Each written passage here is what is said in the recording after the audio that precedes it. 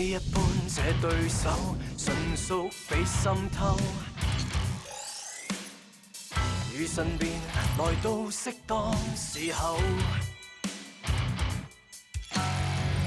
相反方向去守，浸於水底一塊石頭。如在惡鬥，每次出手，誰又笑於最後？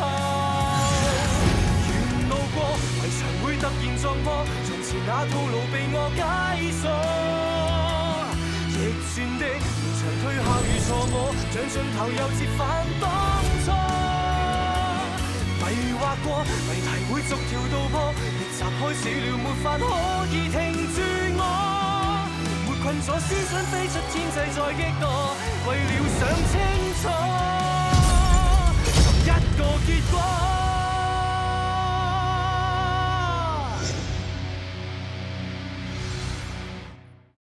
នេះបងចង់ជួលពួកគេឲ្យជួយសងសឹកឲ្យបាក់ខាំរឿងក្តីលើកនេះបិទបានយ៉ាងល្អអ្នកស្រីហួរកំពុងមានបញ្ហាជាប់ទោសពីបទសម្លាប់មនុស្សសាកលវិទ្យាល័យមានសាស្ត្រាចារ្យថ្មីផ្នែកជីវវិទ្យាមានទេពកោសល្យខាងកនហ្វឹងសារមួយចំនួនត្រូវបានផ្ញើទៅ Dark Web ដោយវួយស៊ឺលឹកក្រោយប្រពន្ធស្លាប់គេរងការបាត់ទង្គិចផ្លូវចិត្តបុគ្គលិកលក្ខណៈគេខ្លាំងច្បាស់ជាមានផែនការអីខ្ញុំចង់បានតម្រុយពីវួយស៊ឺលឹក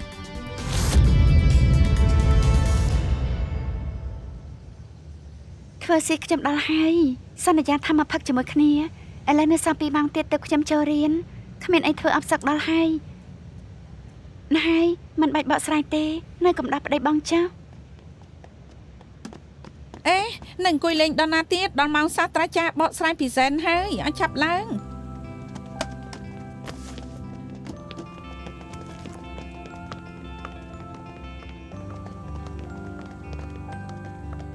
ដើមកំណើតនៃជីវិតអ្នកវិទ្យាសាស្ត្រគិតថា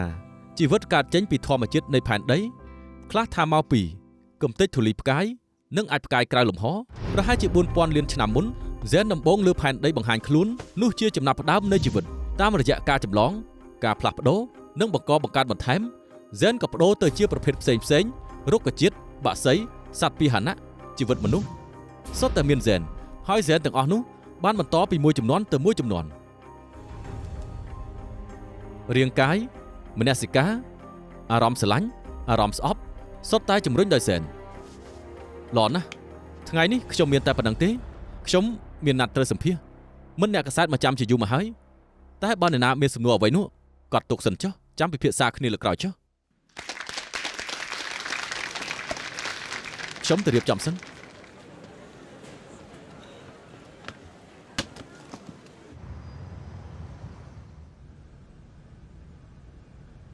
អរគុណសាស្ត្រាចារ្យថាងដែលព្រមថតវីដេអូសម្ភាសលោកល្បីជាអន្តរជាតិផ្នែកវិទ្យាសាស្ត្រហេតុអីក៏បាននិស្សិតសាកលវិទ្យាល័យក្រៅប្រទេសបែរជាមកហុងកុងបង្រៀនស្រាវជ្រាវទៅវិញអ្នកម៉ាក់ខ្ញុំគឺជាអ្នកហុងកុងពួកយើងរស់នៅបរទេស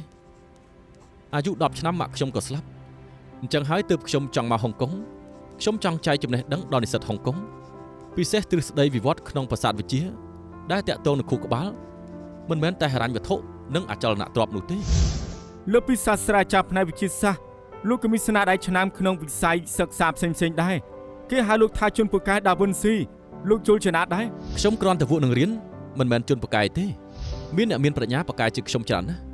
ប៉ារបស់លោកថៃចឹងជាវក៏ជាជីវវិទូល្បីល្បាញមួយរូបដែរជួនស្របទៀតថាសមិទ្ធផលលោកបានច្រើនជាងគាត់មួយឃ្លាពេញនិយមរបស់លោកញូតុនបើខ្ញុំអាចឃើញបន្ថែមគឺដោយសារតែខ្ញុំឈរលើសមាជៈការឈរនៅលើសមាជៈចំនួនក្រោយនឹងបានឃើញកាន់តែឆ្ងាយ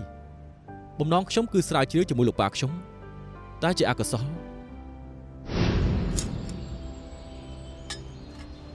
ប្រយ័ត្នផងណាកូនទីនេះគ្រោះថ្នាក់ណាស់បើគុំតាបតហេតុនោះខ្ញុំជឿថាខ្ញុំជាមួយប៉ាខ្ញុំច្បាស់ជាប្រសើរជាងនេះមើលទៅប៉ាកូនអ្នកទាំងពីរស្និទ្ធស្នាលនឹងគ្នាណាស់ខ្ញុំគោរពគាត់បំផុត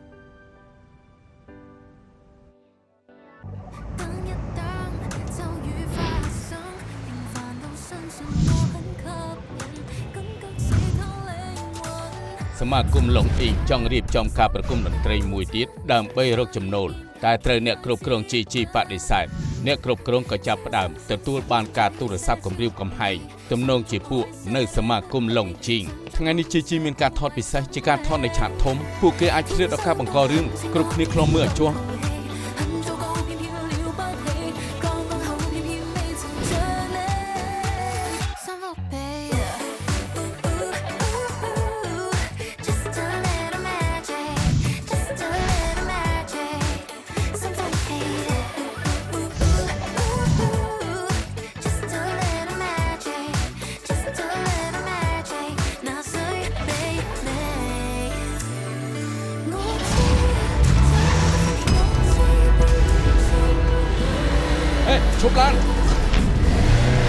ឈប់ឡើង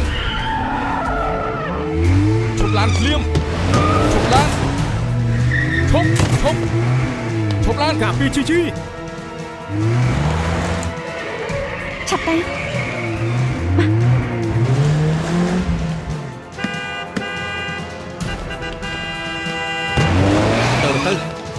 រត់ទៅឆាប់ឡើងរត់ទៅឆាប់ឡើងប្រយ័ត្នផងរត់ទៅឆាប់ឡើងរត់ទៅ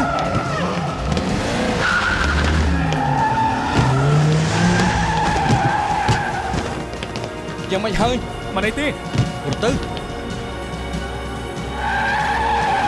ឆាប់ឡើងរត់ទៅ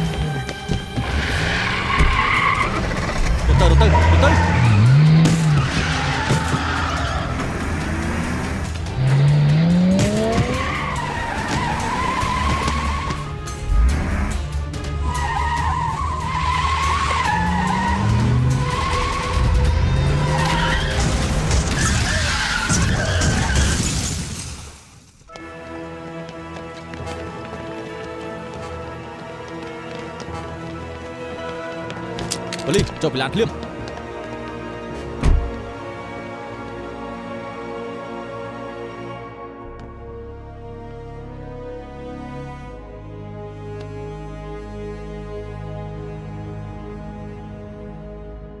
អបតវៈហេតុនេះមនុស្ស43នាក់បានរងរបួស8នាក់ស្ថិតក្នុងសភាពធ្ងន់ធ្ងរការិយាល័យសន្តិសុខចាត់ទុកនេះគឺជាការវាយប្រហារភេរវកម្មដោយរថយន្តធ្លាប់តែឃើញនៅបរទេសមិនគួរមាននៅហុងកុងសោះនេះសំណាងហើយដែលឡានជន់ហ្វ្រាំងតាន់មិនចឹងការខូចខាតស្រមៃមិនចេញទេការិយាល័យសន្តិសុខចង់ឲ្យគ្រប់ផ្នែកបន្ថែមការប្រុងប្រយ័ត្នខាងស្នងការបានចេញបញ្ជាឲ្យឆាប់ចាប់មេខ្លោងរឿងនេះពួកយើងបានសាកសួរទៅកងឡានមកកហើយគេថាតាំងពីផ្ទះជាមកដល់កន្លែងថតគ្រប់ចាំងគឺគ្មានបញ្ហាអ្វីនោះទេគណៈពេលដែលកំពុងថតឡានក៏បើកចេញដល់ខ្លួនឯងឈ្នន់ហ្វ្រាំងគឺចាប់មិនស៊ីទេចង្កូតឡានក៏បញ្ជាមិនបាន TCD បានរកឃើញមេរោគត្រូជែនក្នុងប្រព័ន្ធកុំព្យូទ័រក្នុងឡានសង្ស័យពួក hacker ផ្ញើតាមរយៈប្រព័ន្ធអ៊ីនធឺណិតឥតខ្សែរបស់ឡានដើម្បីគ្រប់គ្រងការបើកបរពួកគេពិនិត្យកុំព្យូទ័រឡានពីទីតាំងដែលភ្ជាប់ Wi-Fi កាន់តែគួរសង្ស័យ IP address បដូរ3-4 ដងមិនអាចតាមដានទៀតដែលចម្លែកពេលកំពុងកើតហេតុកាមេរ៉ាសុវត្ថិភាពនិងប្រព័ន្ធឃ្លាំមើលមិនដំណើរការទូរស័ព្ទអ្នកនៅកន្លែងកើតហេតុក៏គ្មានសេវាការតិចពួកយើងក៏មិនដំណើរការដែរគេប្រហែលជាប្រាប់ប្រព័ន្ធរ៉ាដាកងទ័ពផ្ដាច់សេវាតាក់ទងអញ្ជើញតាមពួកគេមិនទាន់ទេសមត្ថភាពគេសមាគមឡុងអ៊ីងមិនអាចនឹកឃើញវិធីបែបនេះឡើយគឺច្បាស់ជាមានអ្នកជំនាញបំផុតចេះជឿមិនខាននោះទេដូចក្នុងករណីពួយសលើហេកជូឡារបស់លោកចិនកាលពីឆ្នាំមុនខុសគ្នាលើកនេះគេមិនប្រើតេឡេបញ្ជាទេគេធ្វើផ្ទាល់នៅកន្លែងកើតហេតុពេលនោះឡានបើកសម្ដៅរកកន្លែងមានមនុស្សច្រើនពួកយើងជំនះមនុស្សទៅម្ខាងតែឡានបែកទៅតាមដេញពួកយើងខ្ញុំនិយាយនឹង TCD ហើយពួកគេថាកុំព្យូទ័រឡានបច្ចុប្បន្នមានសមត្ថភាពបើកខ្លួនឯងតែកម្មវិធីគោលមួយចំនួនត្រូវការដំឡើងមុនមិនចឹងអាចមានឧបសគ្គពេលខាងមុខដូចជាការបញ្ជាមិនបានតែមិនដូចលើកនេះដេញបោកមនុស្សទេវាដូចជាគេនៅទីតាំងខ្ពស់ដែលអាចមើលឃើញហេតុការណ៍ទាំងមូលបានពួកយើងបានពិនិត្យរួចហើយនៅក្បែរនោះគ្មានដ្រូនបង្ហោះនោះទេជុំវិញនោះសុទ្ធតែអគារខ្ពស់មានសន្តាគារនិងផ្ទះជួលរាប់សិបម៉ឺនបន្ទប់តាមកម្លាំងយើងមានរយន្តណានេះជាការប្រយុទ្ធបច្ចេកវិទ្យា TCD និងខំប្រឹងធ្វើគ្រប់យ៉ាង OCTB យើងក៏ត្រូវបន្ថែមកម្លាំងស៊ើបអង្កេតឲ្យបានគ្រប់ជ្រុងជ្រោយដែរបាទចា៎លោកទាំងពីរនេះជាកំណត់ត្រាទូរស័ព្ទនៅក្បែរសួនកំសាន្តមុនពេលកើតហេតុថ្ងៃមានភេរវកម្មរថយន្តលោកនៅក្បែរសួនកំសាន្តទេមានឃើញអ្នកកាន់កុំព្យូទ័រជួលដៃឬ laptop ដែលនៅកន្លែងកាត់ហេតុទេលោកប៉ូលីសគឺទីនេះហើយប៉ូលីស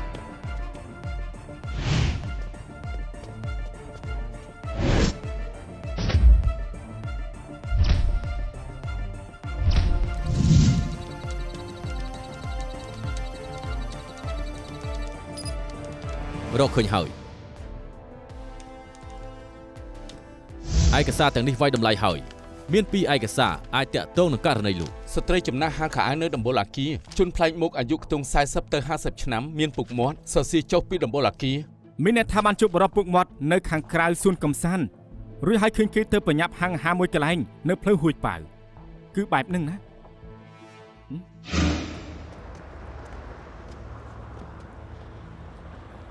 ប៉ូលីសថ្ងៃនេះមានភារវកម្មរថយន្តមានឃើញបរិសុទ្ធអាយុ40ទៅ50ឆ្នាំនិងមានពុកមាត់ដែរទៀត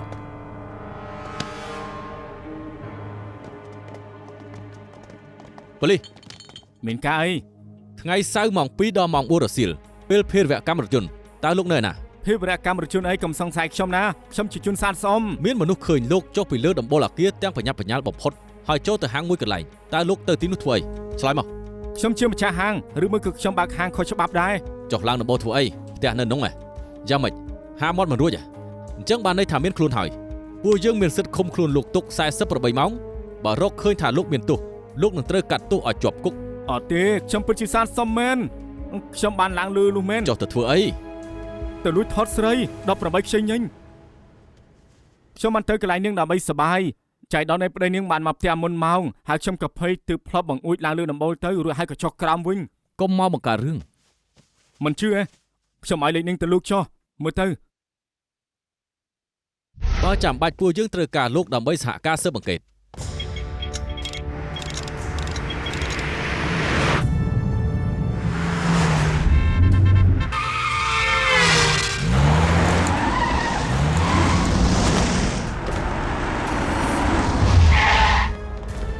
ចុះមកមានអ្នកបញ្ជាលោកមែនទេ បញ្ជាអីទៅខ្ញុំបើកឡានគេចឡានមួយនោះខ្ញុំមិនបានធ្វើអីខុសទេមានរឿងអីទៅលោកប៉ូលីស បើកឡានយ៉ាងម៉េចហ្នឹងបំពេញភ្លើងក្រហមហើយ បានបំពេញ ហមស្អីខ្ញុំឃើញបៃតងច្បាស់ដោះ យ៉ាងម៉េច មិនលោកមិនឃើញទេ ប្រព័ន្ធកុំព្យូទ័រផ្នែកទូរគមនាគមន៍នៃមណ្ឌលគ្រប់គ្រងកណ្ដាលត្រូវបានគេហែកចូល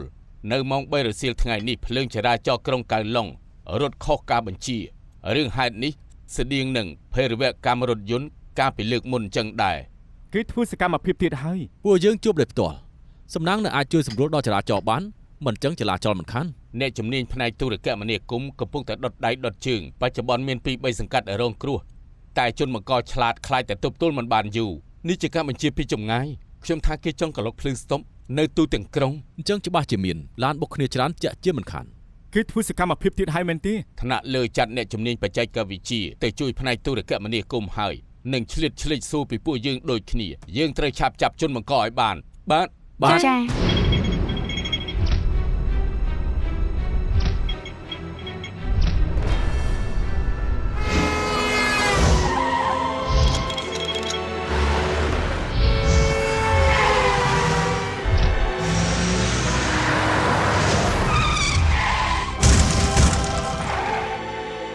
ចេះបើកឡានអត់ហ្នឹង ស្ដាប់លោកក្រហមស្ដាប់ខ្ញុំបៃតង ស្តុបខ្ញុំបៃតងដែរ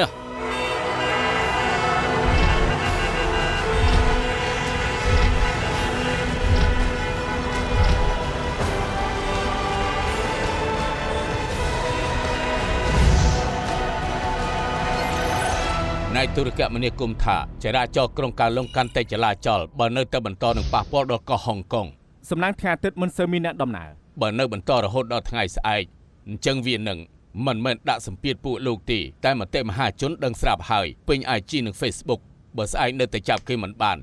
ប៉ូលីសនឹងខ្លាចទៅជាគោលដៅមហាជនកុំភ័យលោកមកវួយស៊ឺលាក់ជើងខ្លាំងកុំព្យូទ័រលើលោកនៅតែយើងចាប់បានហើយខើម្នាក់នេះគួរតែមិនខ្លាំងទេច្បាស់ជាដោះស្រាយបានកុំបារម្ភពេក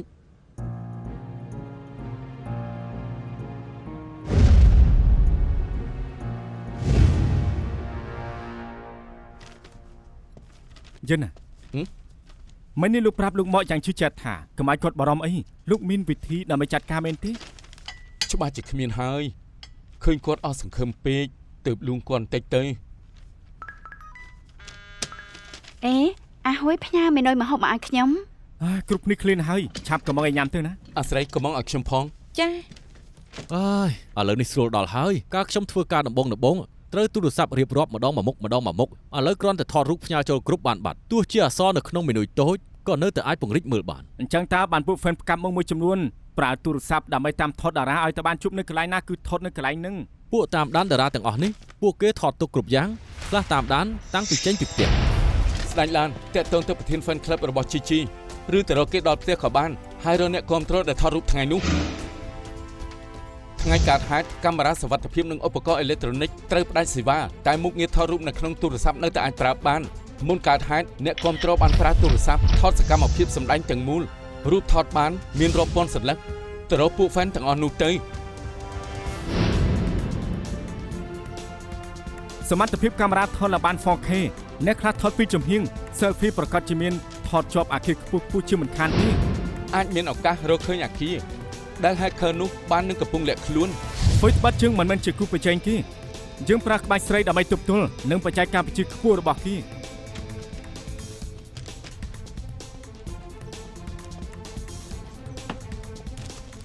លោកនិករកឃើញហើយ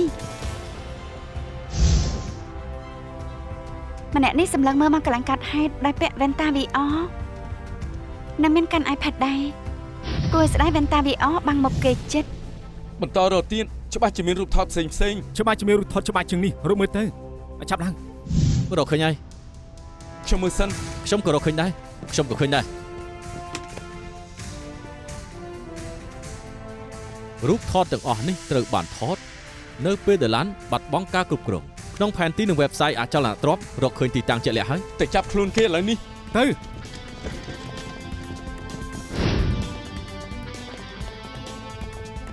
ពួកយើងជាប៉ូលីស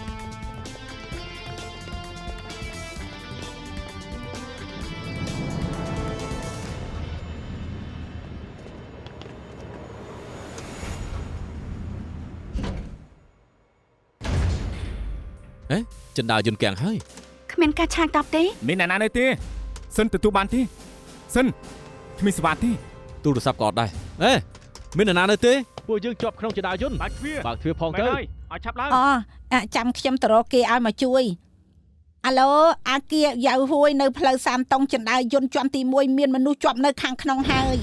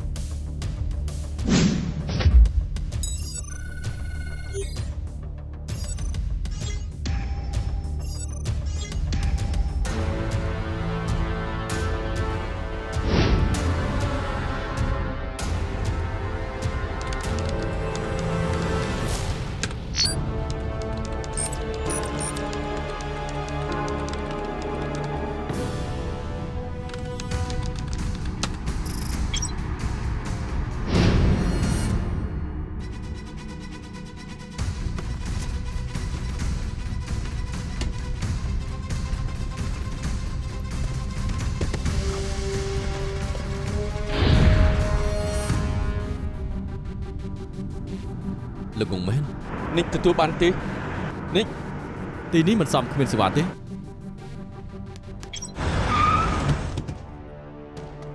យ៉ាងម៉េចនឹង គេគ្រប់គ្រងម៉ាស៊ីនឡានបានហើយ ឡានយើងក៏មានប្រព័ន្ធកុំព្យូទ័រដែរ ហាឲ្យគេរត់រួចគួរឲ្យស្ដាយណាស់ វាឡានក៏ជាប់សោដែរ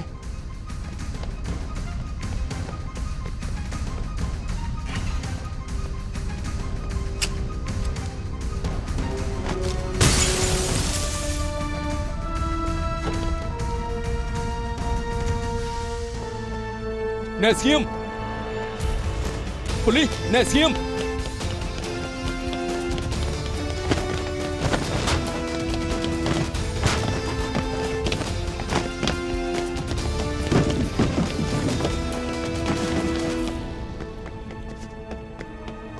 Ôi nè,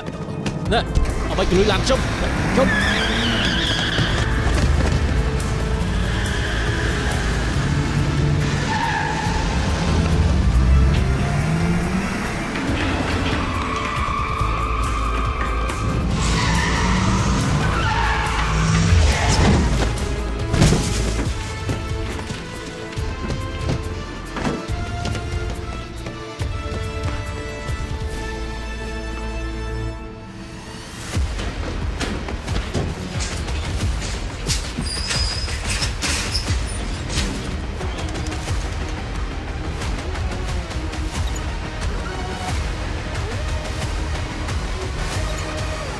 Nè xiêm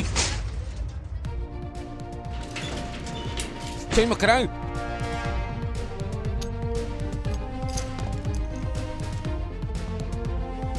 ជាដើរយន្តនេះយ៉ាប់តែយាយតែបិទមិនស្រួលដឹងតែឡើងមិនកើតហើយ អាម៉ាស៊ីនឈួត ខ្លាំងយ៉ាងណាក៏នៅតែអាចចាញ់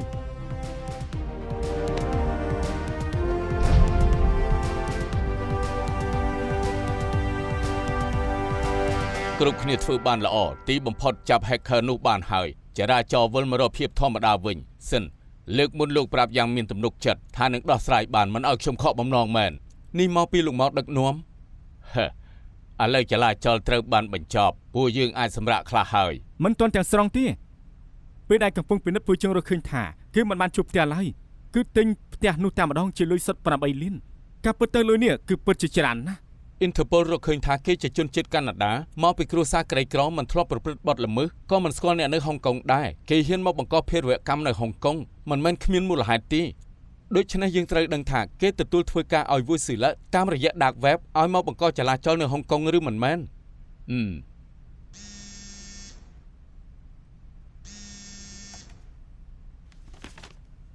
អាឡូបានល្អអរគុណលោកយាកនៅផ្នែកទូរគមនាគមន៍បានប្រាប់ខ្ញុំថាពេលអាសិនខាត់ខ្លួន hacker ម្នាក់នោះគេគ្មានពេលចាក់សោ iPad ដូច្នេះទើបរកបានព័ត៌មានមួយចំនួន ឬខ្ញុំអ្វីទេ អាសិនស្មានត្រូវហើយគណនី dark web របស់គេទទួលបានសារពីវុយស៊ីឡានិងលុយគ្រីបតូស្មើនឹង$20 លានអាមេរិកក្នុងខ្លឹមសារដែលមានក្នុងសារទាំងនោះបញ្ជាក់ថាគេអាចចាយលុយដោយសេរីតែត្រូវជួយគេសងសឹកដោយការបង្កចលាចលប្រឆាំងនឹងហុងកុង ហ៊ានទទួលការងារមែន$20 លានអាមេរិកណា អ្វីដែលជាចម្ងល់ត្រូវបានបំភ្លឺអស់ហើយអ្នកណាក៏ដឹងថាគេឈួតគ្រាន់តែមិនជឿថាគេវាយប្រហារមនុស្សដោយប្រើឡានក្នុងទីក្រុងគេចង់សងសឹកដល់ពីណាសារទាំងនោះអ្នកណាជាអ្នកផ្ញើទៅហើយគេផ្ញើលុយគ្រីបតូរាប់ពាន់លានដុល្លារឲ្យអ្នកណាមើលទៅទាំងនេះត្រឹមតែជាការចាប់ផ្ដើមទីមើលទៅយើងត្រូវការជំនួយពីអ្នកជំនាញបន្ថែមទៀតហើយ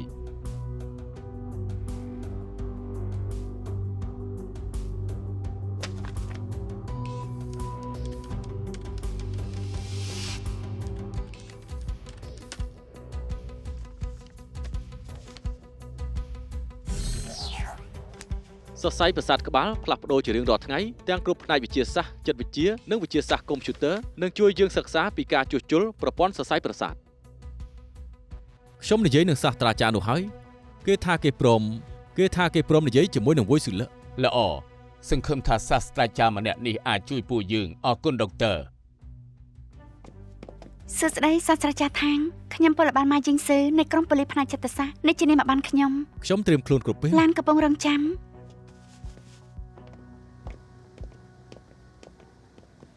ខ្ញុំក៏ជាសាវកដំបូងនៅសាកលវិទ្យាល័យ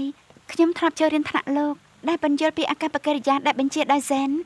វាស្មុគស្មាញបន្តិចមែនតែការបញ្យល់របស់លោកប្លែកពីគេមិនគិតថាជីវវិទ្យាអាចឲ្យយើងឃើញពិភពលោកគួរឲ្យចាប់អារម្មណ៍យ៉ាងនេះសោះ សិស្សជាច្រើនដូចជានាងអញ្ចឹងមិនអាចជីកឬគាស់ពីអ្វីដែលខ្លួនឃើញខ្ញុំឆ្កឹះតែបន្តិចក៏ឃើញតែខ្លួនឯង តែខ្ញុំចូលរៀនគ្រប់ពេលព្រោះមិនងាយបានរៀនជាមួយលោកកាន់តែមិនគួរឲ្យជឿគឺដែលចូលមកឲ្យប៉ូលីសធ្វើការជាមួយលោក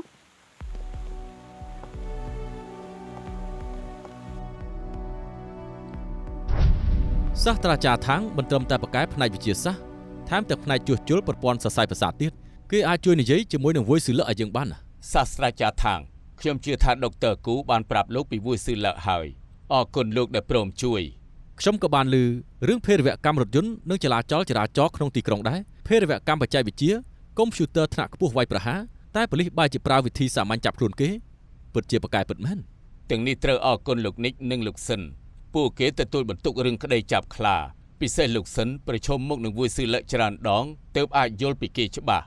លើកនេះចាប់ hacker បានជាសំណាងខ្មោចឲ្យតែវុយស៊ូឡាផ្ញើសារចូលទៅ dark web ច្រើនណាស់លើកក្រោយខ្លាចតែខ្មោចមិនជួយទី ដូច្នេះពេលដែលកំពុងដោះដូរកូដសារទាំងនោះលោកអាចទៅនិយាយជាមួយនឹងវុយស៊ូឡាដើម្បីដឹងថាគេមានផែនការចង់ធ្វើអ្វី បើអាចរកតម្រុយបានកាន់តែឆាប់យើងក៏អាចបង្កើតផែនការមុនបានកាន់តែល្អដែរ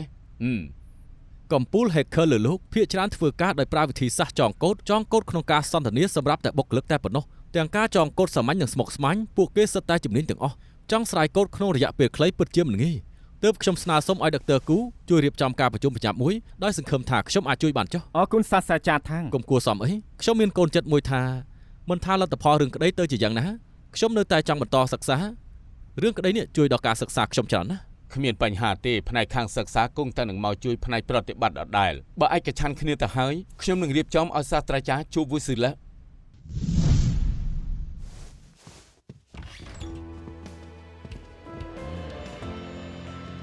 លោកសិន អាវិញ លោកមក អរគុណដែលជួយរៀបចំណាត់ជួបជាមួយនឹងសាស្ត្រាចារ្យថាង ខ្ញុំធ្វើតាមតួនាទីលោកនេះ ខ្ញុំត្រូវប្រជុំនឹងលោកម៉ៃនៅ CCB អាវិញជូនសាស្ត្រាចារ្យថាងទៅផង បានតាសាស្ត្រាចារ្យតាមនេះ ពេលក្រោយជួបគ្នា ពេលក្រោយជួបគ្នា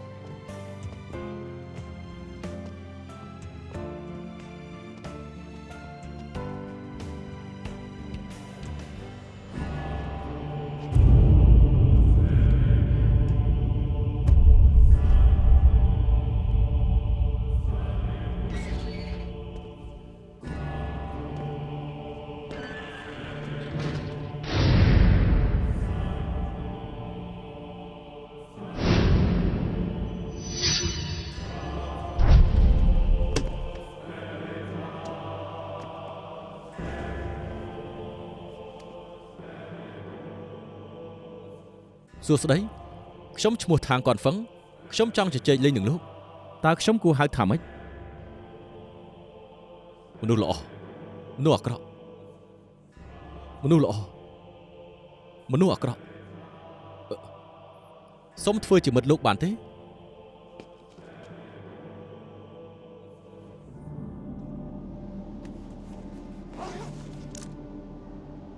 ខ្ញុំឮថាលោកចូលចិត្តលេងគប់នេះណា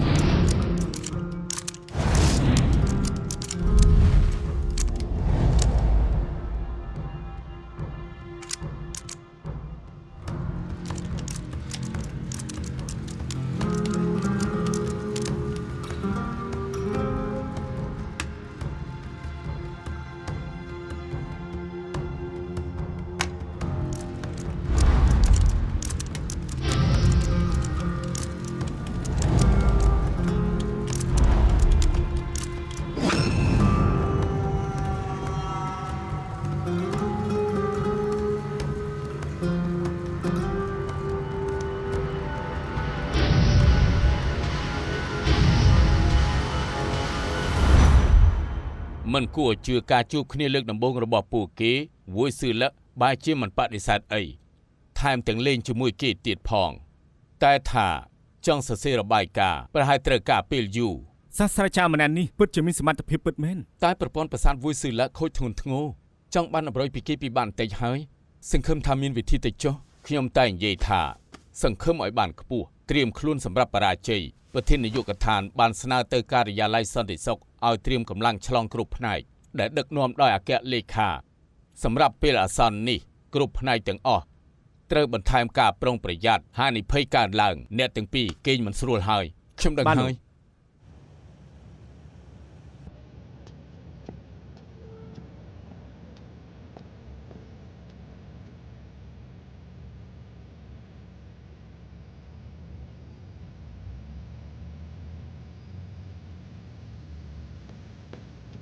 លោកនេះ burger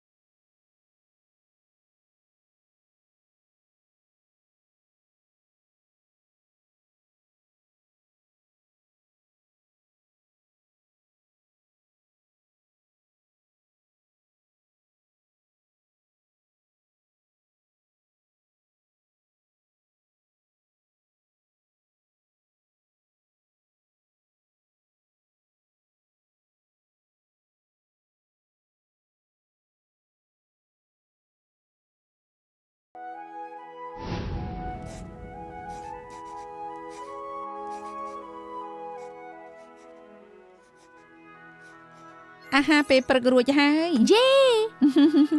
អេមិនទាន់រួចទេកំណត់ត្រាប្រចាំថ្ងៃមិនចប់មិនឲ្យញ៉ាំទេ កុំពិបាកចិត្តអីម៉ាក់សរសេរជាមួយកូនល្អទេ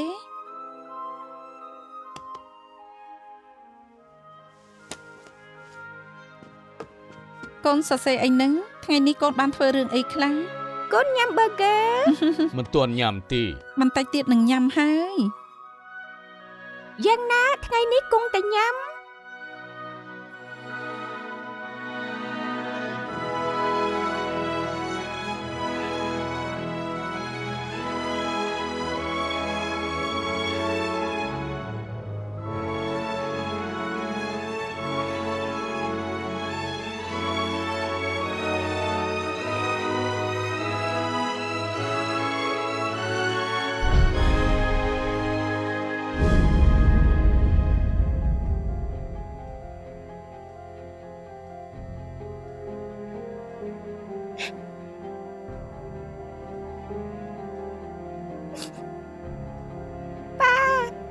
តើម៉ាក់ទៅណា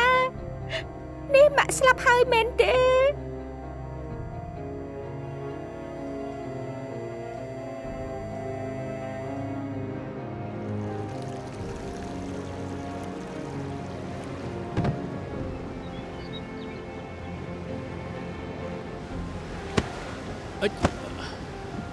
អ្នកកំឡោះ ទាំងនេះគឺជាស្បៀងនិងរបស់ប្រើប្រាស់ចាំបាច់ពួកយើងនឹងត្រឡប់មកវិញក្នុងរយៈពេល3ខែទៀត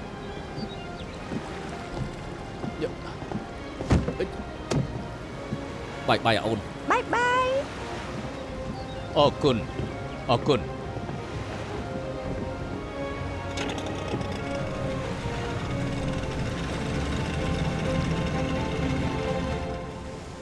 ប៉ាហេតុអីប៉ារើមកនៅទីនេះ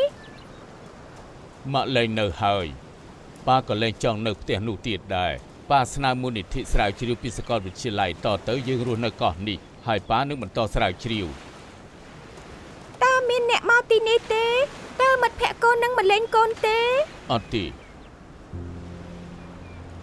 កូនប្រុសចាប់ពីពេលនេះទៅកូនសិក្សាប្រភេទសត្វកម្រជាមួយប៉ាមើលការវិវត្តនៃសត្វនិងដើមកំណើតនៃជីវិត ល្អអញ្ចឹងតើជីវិតគឺជាអ្វី ណែប្រហែលជាង 4000 លានឆ្នាំមុនហ្សែនដំបូងបានកើតឡើងលើផែនដីនោះគឺជាការចាប់ផ្ដើមឡើងនៃជីវិត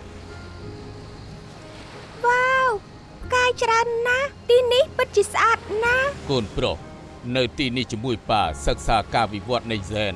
និងបំណងរួមទាំងគោលដៅរបស់គេល្អទេបើមួយជីវិតប៉ารកចម្លើយមិនបានទេនោះកូនត្រូវតាមរកបន្តជំនួសប៉ា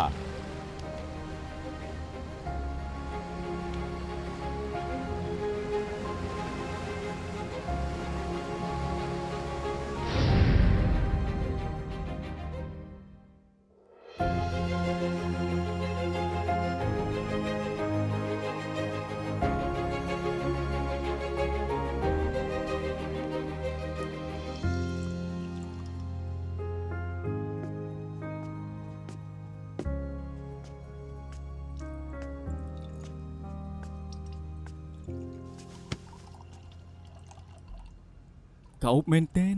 អូនដឹង ចង់សម្ដៅលើកាហ្វេ អញ្ចឹងល្អណាស់បើកាហ្វេក៏អូមអញ្ចឹងបងសើចសុខជាមួយកាហ្វេទៅអូនទៅវិញហើយ មិនឲ្យទៅទេបងនិយាយលេងទេណាហើយចុះបងចាញ់ក៏បានឃើញនៅទីនេះហើយណាបងនឹងលើកដល់ចំណុចដែលសរសើរអូន គិតថាអូនស្រួលបោកឯងប្រាប់ហើយថាយប់នេះអូនត្រូវទៅផ្ទះ ឃើញនៅផ្ទះបងក៏បានដែរ ស្អែកនេះអូនត្រូវបើកសាវនាការពីព្រលឹមរសៀលបន្តិចត្រូវទៅជួបភ្ញៀវ 3-4 នាក់ថាទៅអាវរបស់បងនេះក៏ស្អាតដែរតែជូឌីចង់ចេះដឹងណាស់នាងច្បាស់ជាចាប់ថ្នាក់អូន បងប្រាប់អូនហើយតើចង់ទុកខោអាវនិងគ្រឿង make up នៅក្នុងផ្ទះបងក៏បងមិនថៃដែរផ្ទះបងរីករាយធ្វើជាឃ្លាំងដើម្បីផ្ទុកសម្ភារៈរបស់អូន តែអូនខ្លាចបងច្រឡំស្លៀកខោអាវអូនទៅធ្វើការត្រូវគេសង្ស័យ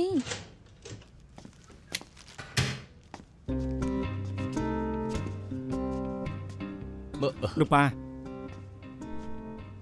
អូនទៅរៀបចំឡើងតុលាការស្អែកនេះ អ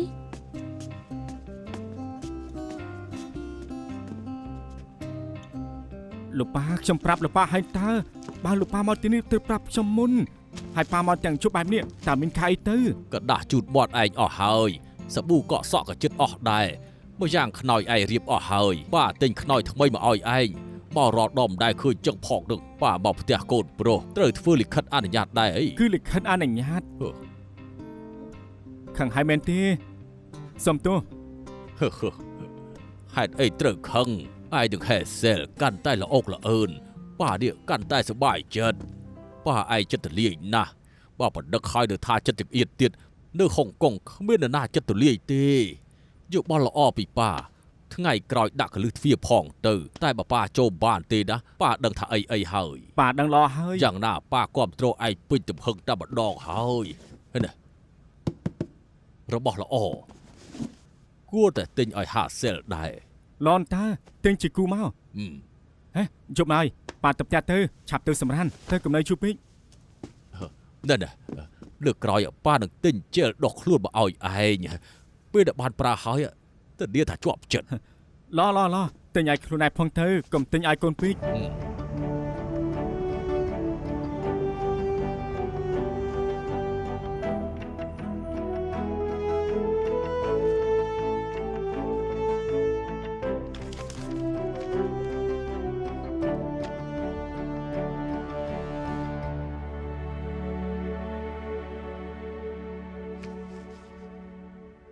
លោកហេ5ឆ្នាំមុនពេលសុំឲ្យលោកយាយជួយទិញស្វាយកែរមៀតមានសន្យាថាឲ្យចំណាយពាក់កណ្ដាលទេ ខ្ញុំសន្យាឲ្យគេពាក់កណ្ដាលតែជាពាក់កណ្ដាលតម្លៃទិញចូលនៃស្វាយតាំងពីឆ្នាំមុនចំនួន3លានមិនមែនសិតពាក់កណ្ដាលទេឥឡូវគេព្យាយាមគំរាមខ្ញុំណែត្រឹមលុយ3លានខ្ញុំអូខេតែបើ30លានខ្ញុំមិនព្រមទេ សរុបមកជាការព្រមព្រៀងដោយពាក្យសម្ដីខ្ញុំនឹងត្រៀមឯកសារឆ្លើយតបបដិសេធនិងបទចោទប្រកាន់គ្មានផុសតាង អរគុណមេធាវីចុងមេធាវីថាងបកកែណែនាំមនុស្សមែន ត្រូវហើយមេធាវីចុងមានវិជ្ជាជីវៈខ្ពស់ មេធាវីចុងត្រូវតែជួយខ្ញុំឲ្យឈ្នះមនុស្សលោភលន់ លោកហេខ្ញុំការពារក្តីឲ្យលោកប្រកាសជាគោរពការសម្រេចចិត្តលោកតែខ្ញុំមានតួនាទីស្វែងរកផលចំណេញឲ្យលោកប្រភេទរឿងក្តីនេះអូសបន្លាយតិចណាស់ក៏2ទៅ3ឆ្នាំវានឹងប៉ះពាល់ដល់ការលក់ដូររបស់លោកតែលោកចង់ពិចារណាសម្រុងសម្រួលអត់ គ្មានផ្លូវទេគ្រប់គ្នាគិតថាខ្ញុំធ្វើដើម្បីប្រយោជន៍តាមពិតខ្ញុំធ្វើដើម្បីយុត្តិធម៌មេធាវីចុងទោះប្រមាណឆ្នាំក៏ខ្ញុំគ្មានបញ្ហាដែរដែលសំខាន់ត្រូវរកយុត្តិធម៌ឲ្យខ្ញុំ អូខេគ្មានបញ្ហា ពិសាទឹកសិនទៅ អរគុណចង់ជាយូស្រីចង្រៃចេញមកភ្លាម លោកវាងតែមានរឿងអី យ៉ាងម៉េចពួននៅក្នុងបន្ទប់មិនហ៊ានជួបនរណាទេអី អត់ទោះខ្ញុំទៅមើលបន្ទែង លោកវាងទៅចាក់ចិត្តសិនទៅមេធាវីចុងកំពុងតែជួបភ្ញៀវ មិនមែនរឿងរបស់នាងទេឆាប់ចេញទៅ លោកវាង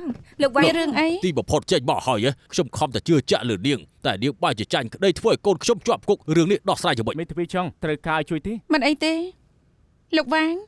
ពីដំបូងខ្ញុំពន្យល់លោកច្បាស់ណាស់តវ៉ាក្តីមិនប្រកាសថាឈ្នះទេខ្ញុំជួយសម្រាលទោសឲ្យគេបានហើយគេជាប់គុកតែ8ខែតែជាងរឿងក្តីស្តៀងនេះឆ្ងាញ់ណាស់ បើគ្មានសម្បត្តិភាពទេគុំសម្ដែងធ្វើរឹកអស់ចាមិនខ្វល់ទេកូនខ្ញុំជាប់គុកព្រោះនាងបកគលថ្លៃមេធាវីឲ្យខ្ញុំវិញមិនអញ្ចឹងទេគុំសង្ឃឹមថាបានរកស៊ីអសោះ លោកវាង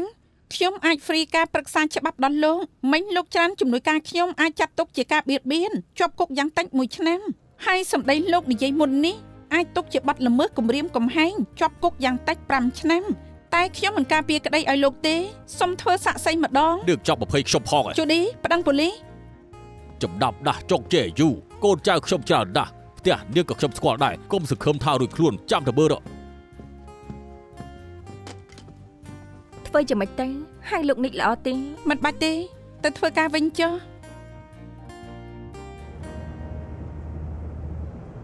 ទៅតែចេញពីធ្វើការដល់ផ្ទះអូនទូរស័ព្ទទៅ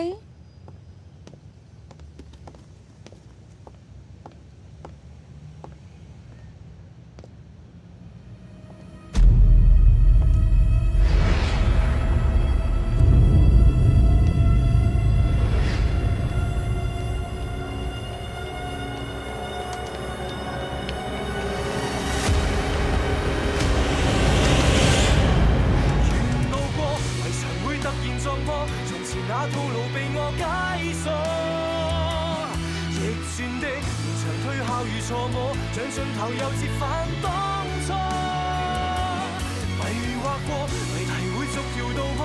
集開始了，沒法可以停住我。撥困咗思想飛出天際再激盪，為了想清楚，尋真相在何？